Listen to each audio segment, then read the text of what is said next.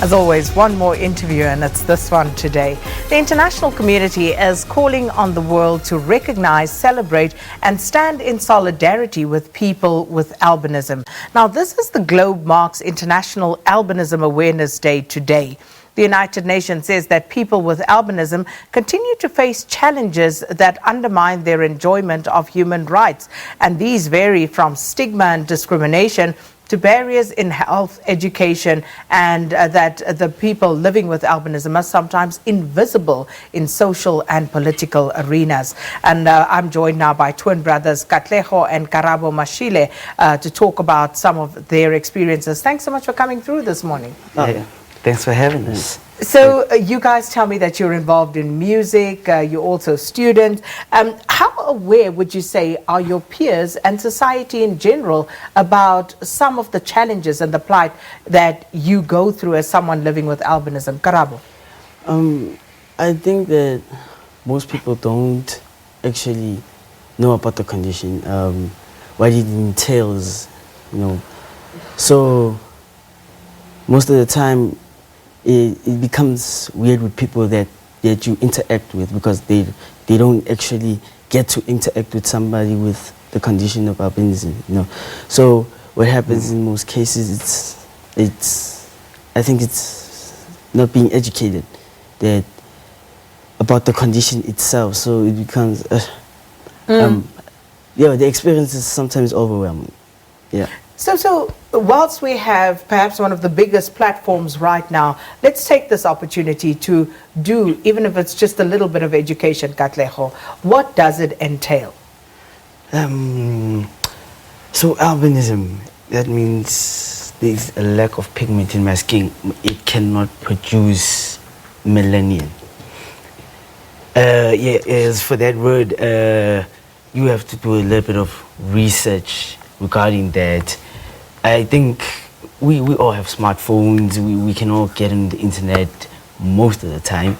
So I think if we do a bit of research into albinism, that way I think we would have more educated people around the issue. So yeah. So the United Nations, and I suppose many people the world over, are concerned about some of the challenges that people living with albinism face on a day-to-day basis. Karabo, what are some of those? I think discrimination above all. Discrimination above all. How people in the society look at you, how they treat you.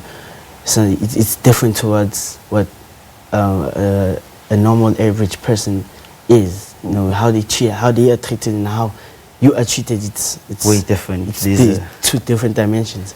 So how do people treat you, Katlego?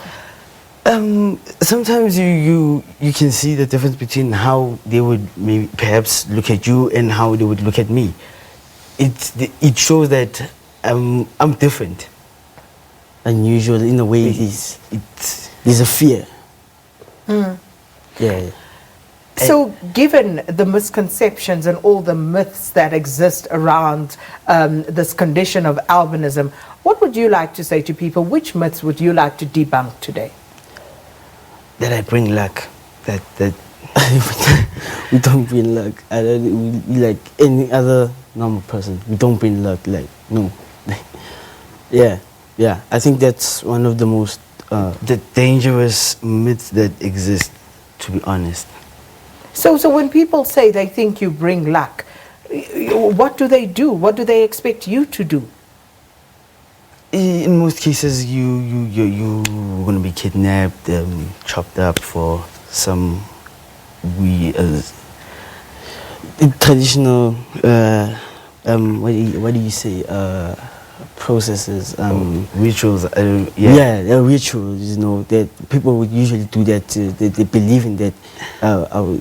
Our skin condition somehow brings luck. And there's a contradiction between these two things. Some believe that we bring luck, some believe that we are bad luck. And in the end, you're just human. I'm just human, that's all. Comes down to that. And just a quick one, you are musicians, you were telling me about that before the interview. So what sort of challenges do you face in that regard, or do you find that people are more accepting in the industry? The fact that we twins, like it's intriguing to most people. You know, most people would like to know about us. You know, like what do you do? You know, you're asked all the time, are you a model? Are you a musician? You know, I think in the media you're more appealing.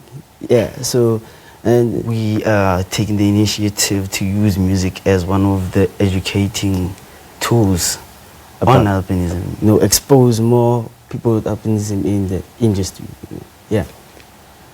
Well, we have to wish you well and leave it at that point. But of course, as you hear there, so many myths exist. And at the end of the day, people are just people. And thanks to Katlego and Karabo Mashile for discussing with us some of their personal experiences as the world marks International Albinism Awareness Day today. So hopefully we will also take the time, as Katlego was saying, to look on our smartphones, do the research, and find out exactly what the condition is, what it entails, and what people who live with the condition have to go through.